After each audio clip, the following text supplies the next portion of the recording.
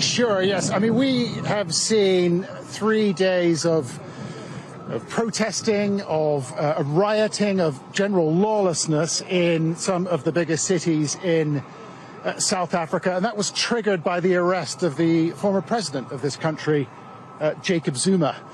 He was arrested on Thursday night. He handed himself over to police after much drama, to the police after the Constitutional Court in this country sentenced him for 15 months for his refusal to attend an anti-corruption commission called the Zonda Commission. And the irony here is that President Zuma initiated or set up that commission when he was president. He was forced to do so because of the widespread allegations of corruption and graft, what they call state capture in this country, which he attracted and people in his circle attracted as well, in particular a family, an Indian family called the Guptas, who moved to South Africa during his time and are accused of wasting, stealing huge amount of state resources.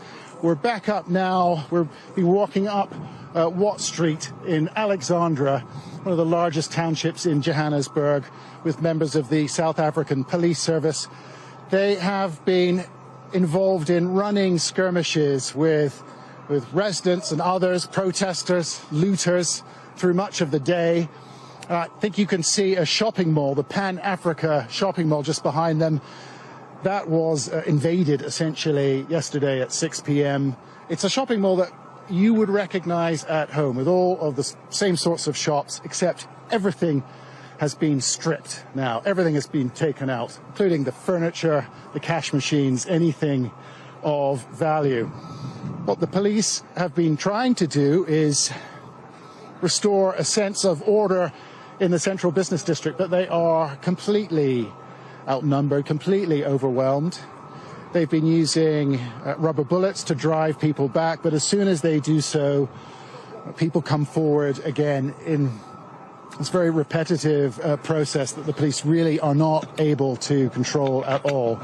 And we have now heard that the South African military, the South African Defence Force, will be deployed on the streets. And frankly, they're going to have to do that because this sort of scene has been replicated all over the country, in towns and cities all over the country. It's really nasty episode of lawlessness, although it has been applauded by some, applauded by members of Jacob Zuma's family, who seem to think that this is an exercise in political demonstration, a sign of support for their father. But I think they are in the minority, those people.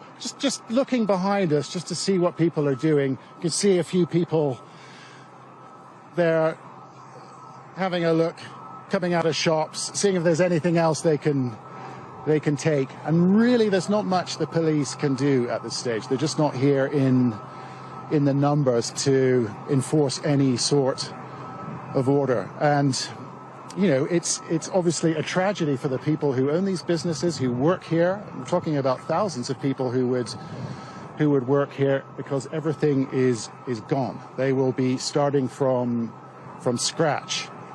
A very, very difficult situation for the police here to contain. But I do think now the police are going to start moving up Watt Street again, and we'll just follow them from a distance. But I think it's important to say that the unemployment rate in South Africa is very high. COVID has been really tough for people. We're in the middle of a nasty third wave of infection, with high levels of restrictions now in place in the country, and people are hungry. You know, this is a developing world country. People are frustrated and angry, and the arrest of Jacob Zuma and the initial protests, I'm seeing some people throwing some bottles and stones now, and someone over there carrying a couch, probably removed from a shop. People are taking the opportunity to enrich themselves while they can. But, and, you know, this is the result. I mean, this is the center of Alexandra, prosperous prosperous shopping precinct that now looks like it's been the scene of a nasty war. It's really difficult for the South African authorities to get a hold of this, and it symbolizes this nasty factional dispute within the ruling ANC party. The president of South Africa, Cyril Ramaphosa, was on television last night saying that episodes like this, the violence was completely unacceptable.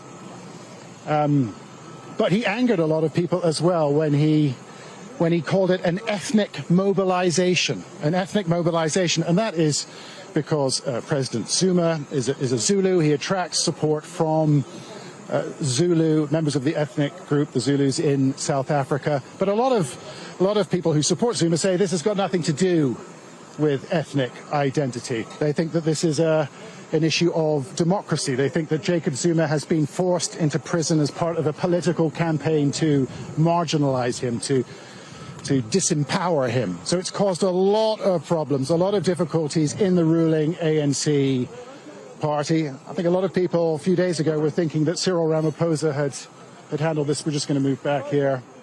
Cyril Ramaphosa had, in letting the courts deal with this situation.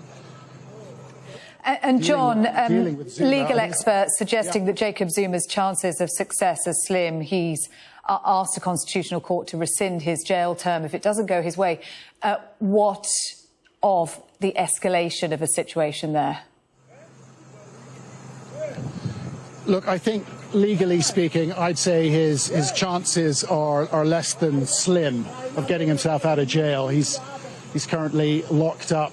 He'll serve about 4 months of a 15-month sentence in Durban on the east coast of South Africa. There we go. A few people leaving the shops. I'm not sure if he was an employee or an opportunist, but look, he's got very, very little hope of getting this sentence reversed. And it's just the first, actually. It's the first legal action of many that former President Zuma is facing. We're going to walk down Watt Road again.